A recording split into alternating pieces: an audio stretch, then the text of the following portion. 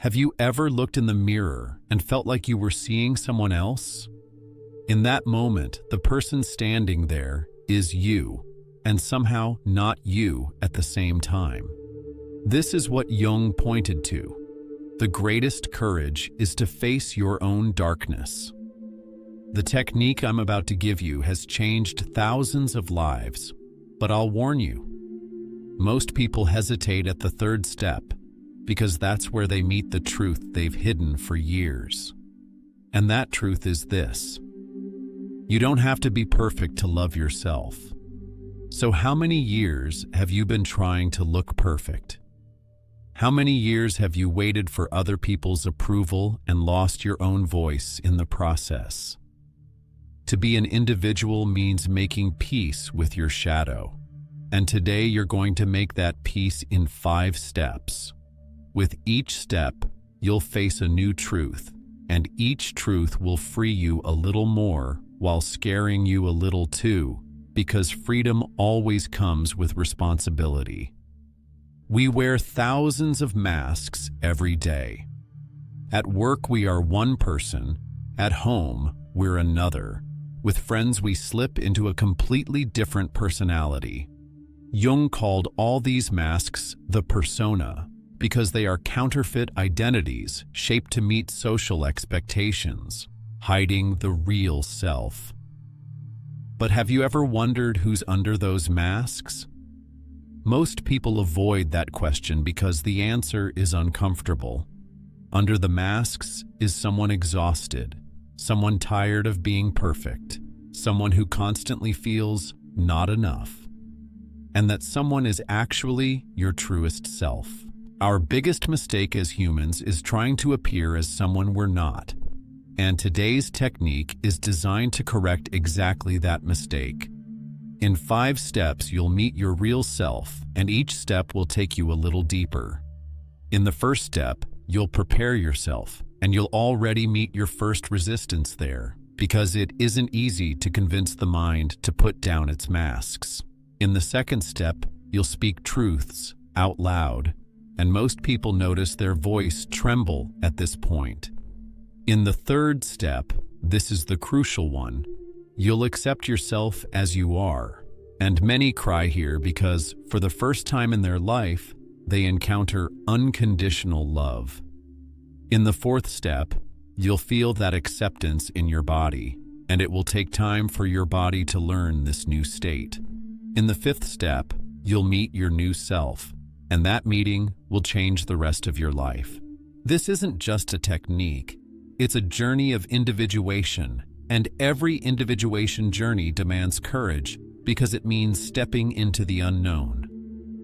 As Jung said, "Who looks inside awakens." And today, you will awaken. Now sit down in front of a large mirror. Make sure you can see your whole body, not just your face, because today you're going to meet your shadow in full. The shadow is the sum of everything you don't accept in yourself, the traits you reject, the emotions you suppress. Everyone has a shadow. The people who look most perfect often have the darkest shadows, because they've pushed down so much that their shadow almost ends up running them. Set a timer for 10 minutes. This will be the first door to self-knowing, but pay attention to the first and most important rule. Do not correct yourself in any way. Let your posture be exactly what it is. If your hair is messy, let it be messy. If your face looks tired, let it look tired. If your shoulders are slumped, don't straighten them.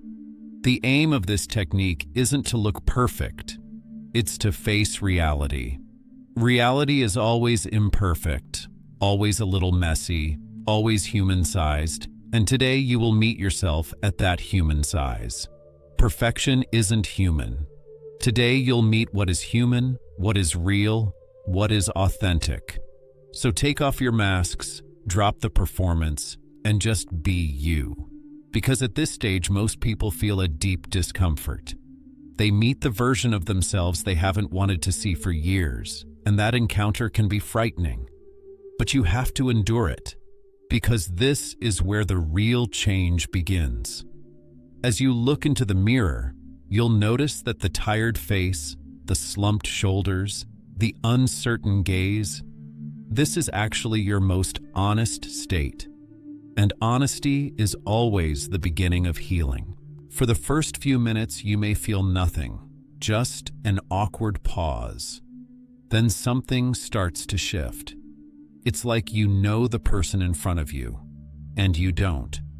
That's perfectly normal. You've ignored that person for years. You tried to hide them, to place someone else in their place. Now it's time to meet them again, and that reunion will sting a bit, because the person you see won't be your idealized, perfect self. It will be your real self. That person sometimes feels helpless, sometimes gets angry, sometimes hates themselves, sometimes feels lost. But that person is real, and reality is always more valuable than beauty. Reality can be lived. Beauty can only be imagined. Today you're choosing what can be lived, what is real. Now your mind will try to stop you. It will say, "This is nonsense," or "You're wasting your time," because the ego is terrified of moments of raw honesty. The ego lives by masks, is fed by performance, and grows on approval. But you're setting all of that aside now, which frightens it. Here comes the hardest part, because you're about to say out loud sentences you almost never say to yourself. What's left unspoken sickens the soul, and today you are healing that sickness. The first sentence? Say, "I'm tired." Don't mumble. Say it out loud, because as the words leave your mouth, you'll feel the fatigue you've carried for years. Not only physical fatigue, but spiritual fatigue too. The fatigue of trying to please everyone, of always looking strong, of running without stopping, of never complaining. This exhaustion isn't your fault. It's a product of modern life, which expects us to be constantly active, always productive, relentlessly positive. But people aren't machines. Sometimes we get tired, sometimes we want to pause, sometimes we want to do nothing. And that's normal. When you say, "I'm tired," you are granting yourself that normality. The second sentence, say, "I'm afraid," and name your fears. You're afraid of failing, of not being loved, of being alone, of looking inadequate, of being rejected. Our fears are chains that keep us from growing, but those chains loosen only when they're seen and named. With every fear you name, you'll feel lighter, because anything that hides in the dark loses half its power when it's brought into the light. Fear is a normal emotion, nothing to be ashamed of. You can coexist with your fear. You don't need to be fearless. Being brave is enough. Courage means moving even while fear is present.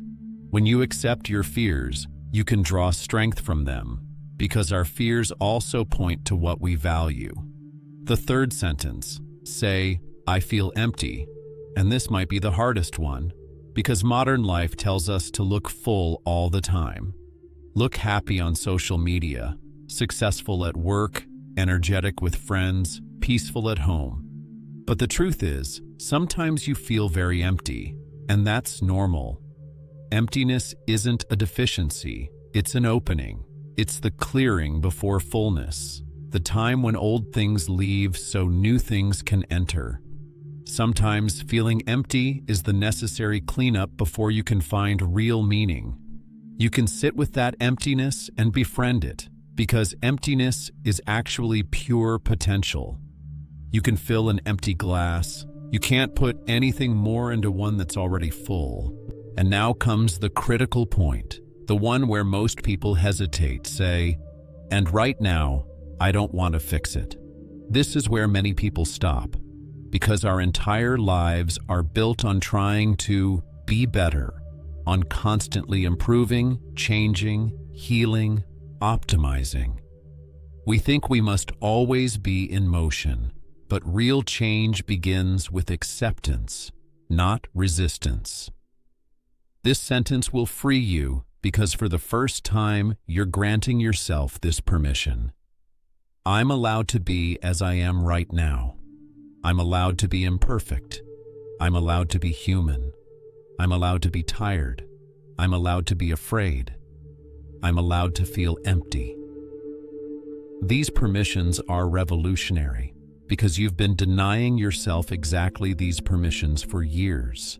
When you say this sentence, something inside you will loosen. The weight of, I must always be better, will lighten. For the first time, you are giving yourself the right to exist without conditions, and that will carry you somewhere new, because now you can focus less on endlessly changing yourself and more on understanding yourself. Now we arrive at the heart of the technique, the toughest moment. Look into the mirror and whisper, "You don't have to change for me to love you." You will repeat this sentence 30 times, and those 30 repetitions will change your life. Your voice may crack, your body may tremble, you may cry. Keep going. Our deepest wound sits at the place where we reject ourselves, and today you are healing that wound. Many people cry here because for the first time in their life, they accept themselves without needing to be flawless, successful, strong, intelligent, or beautiful. For the first time, they understand what unconditional love feels like. Even a mother's love is often conditional. Be a good child so I can love you. Friends' love can be conditional. Be fun so I want to hang out. Romantic love can be conditional. Be attractive, be faithful, so I can love you. But now, you are placing no conditions on yourself. You don't have to change for me to love you. This sentence reprograms your mind. With each repetition, you will feel its power. With each repetition, you will notice that harsh, merciless, constantly critical voice inside you softening. That voice has shouted for years, "You're not enough. Work harder, be better, look better, be smarter." Now that voice begins to fall silent. Love means understanding, and today you are understanding yourself. With your flaws, your fears, your emptiness, your fatigue, with all your contradictions and chaos. You understand all of it and accept all of it. And this acceptance is revolutionary for you, because for the first time you are seeing yourself without judgment. At first, the sentence may feel strange, as if you're lying, because your mind has been programmed for conditional love. I'll love myself only if I succeed, only if I'm beautiful, only if I'm perfect. You're changing that program now. You are moving into, I love myself as I am. By the 5th repetition, you'll notice your voice softening. By the 10th, you'll feel a warmth. By the 15th, your eyes may fill. By the 20th, the tone of your inner voice will be completely different. By the 25th, a deep relief will come. By the 30th, you may taste true peace for the first time in your life. Because when you say it 30 times, something changes permanently inside you. The long civil war within quiets down, and you feel real peace. Not the temporary relief that comes from other people's approval, but a peace that rises from your own depths. One no one can take away. One no success or failure can touch. When you taste that peace, you realize what you've been searching for has always been inside. You simply refused to see it. During these 30 repetitions, your mind will try to stop you. It will say, "Enough, this is silly," or it will make you worry. No one's hearing this, right? Keep going. These 30 repetitions are your declaration of freedom. With each one, you're a little freer, a little more real. Now the 4th step, close your eyes and hug yourself. No thanking, no imagining, just silence and an embrace. This is the moment your body learns. This is not an act of aggression. This is an act of compassion. The body is not merely the home of the soul. In a deep sense, it is the soul lived. And now the soul is embracing itself with love. For the first time, you are treating yourself without violence. For the first time, you aren't punishing yourself. For the first time, you aren't blaming yourself. This embrace is completely different from the hugs you receive from others, because there is no expectation and no condition. You are hugging yourself simply because you exist. This isn't, "I love you because you're successful." It's, "I love you because you are." The difference is immense, because you're accepting that your very existence is reason enough. Your body is learning this new reality, because for years you lived inside the loop of, "If I become better, then I'll love myself." With every failure you punished yourself. With every mistake you criticized yourself. With every flaw you rejected yourself. Now that loop is breaking, because you are loving yourself without conditions. Stay in the silence. This is the moment of transformation. The you who used to be harsh is now gentle. The you who used to criticize now embraces. The you who never found yourself enough now says, "You are enough as you are." In this embrace, you might cry, or feel a deep exhale, or simply a quiet peace.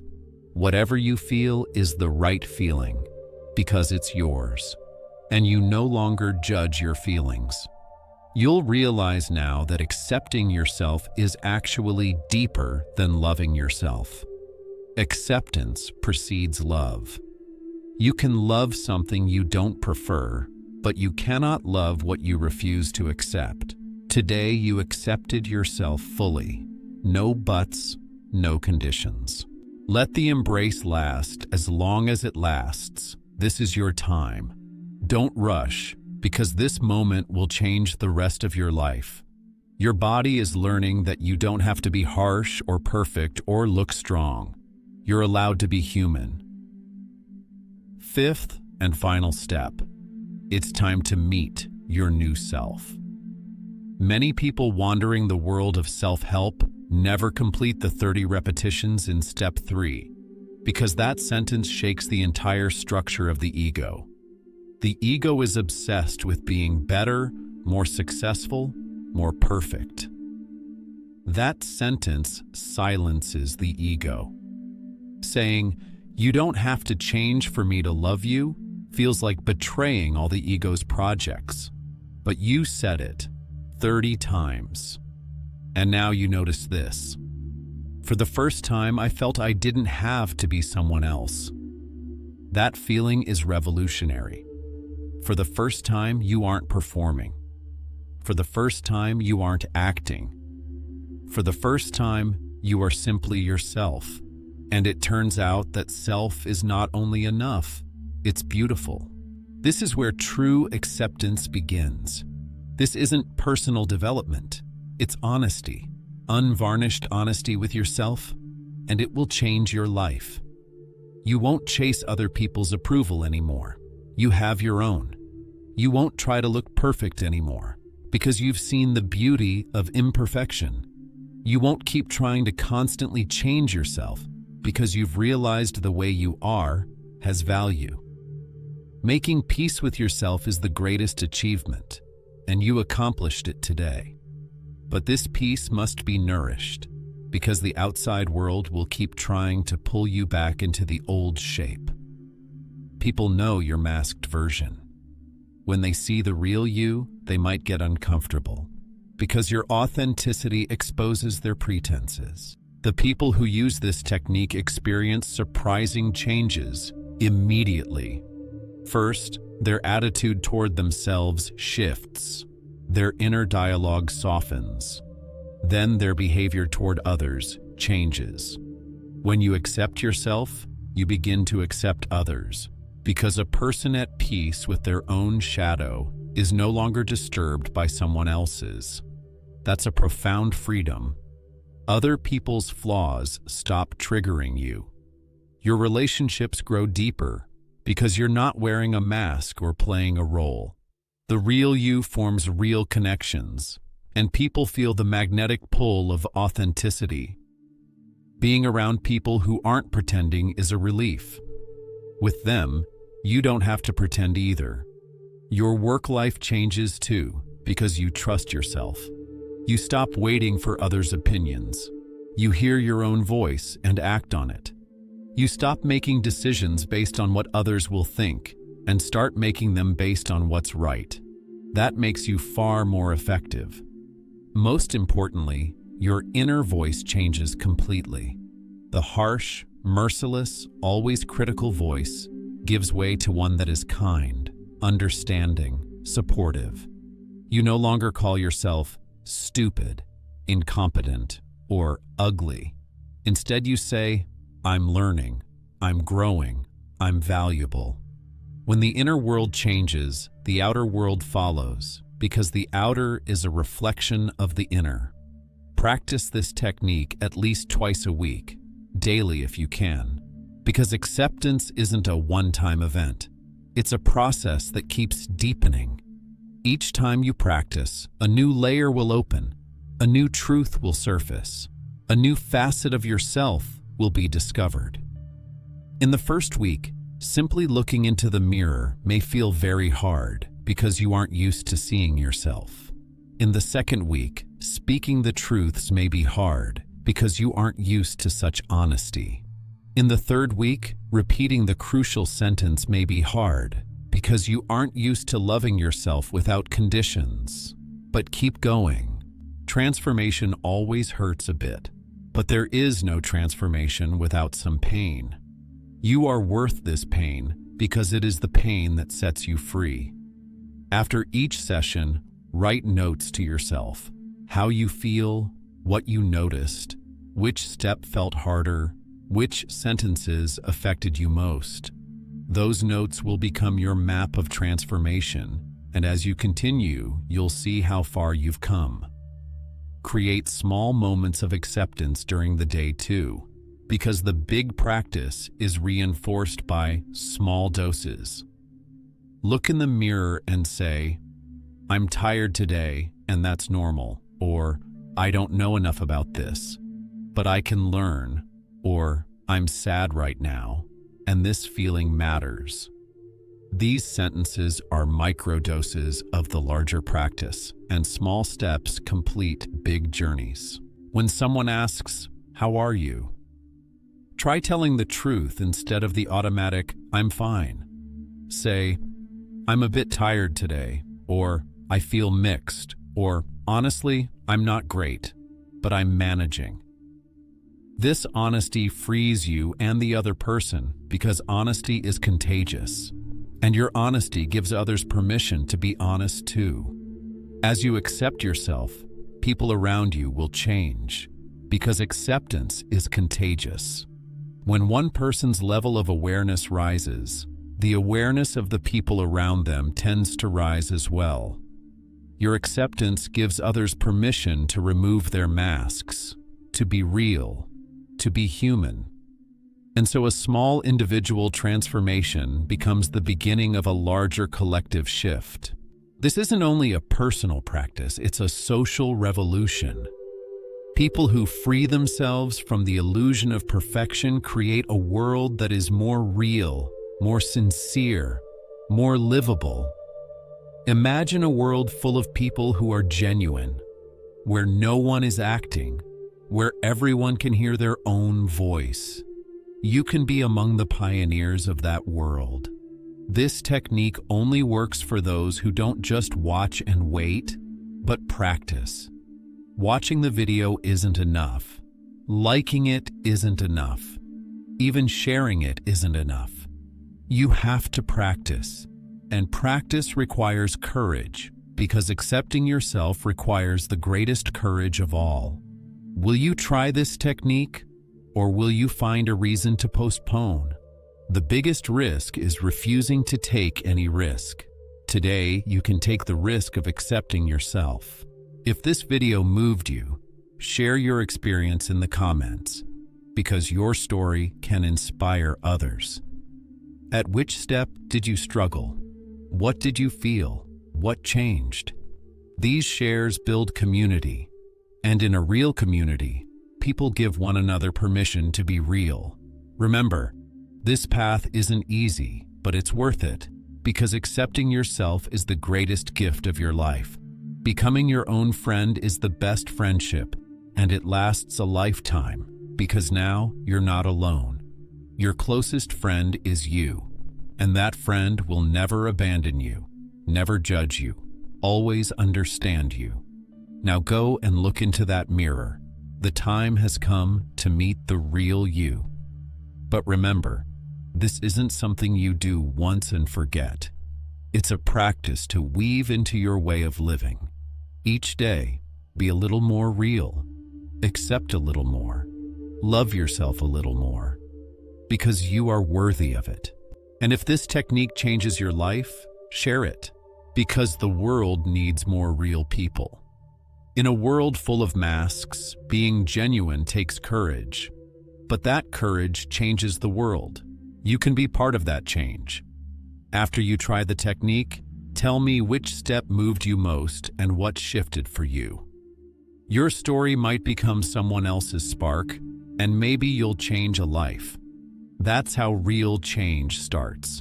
It begins with one person and spreads. You've learned the hidden technique of self-acceptance. Now it's time to practice, if you dare. Because accepting yourself demands the greatest courage and offers the greatest freedom. Are you ready for that freedom?